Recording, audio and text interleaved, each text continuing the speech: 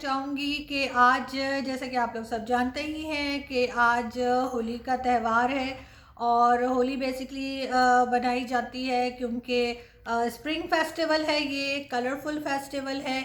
इसी तरह से जैसे हम लोग थोड़े दिन में जो है बसंत मनाएंगे, और उसके बाद पारसी कम्युनिटी जो है वो नौरोज़ मनाती है। ये सारे फेस्टिवल्स जो हैं ये बेसिकली स्प्रिंग फेस्टिवल्स हैं। इसलिए मैं तो सभी को कहूँगी कि सबको एंजॉय करना चाहिए, और सबको जो है ये कलर्स और ये ज़िंदगी में हो तभी दुनिया खूबसूरत लगती है।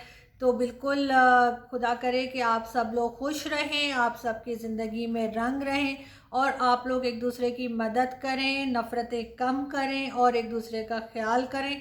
एक दूसरे की बात को बर्दाश्त करने का हौसला रखें। बिल्कुल दूसरा आपकी बात बिल्कुल ऐसा हो सकता है कि वो आपकी बात को ना माने और वो आपसे एकदम डिफरेंट बात करे, लेकिन इसका मतलब ये नहीं है कि हम दूसरे से नफ़रत करते हैं।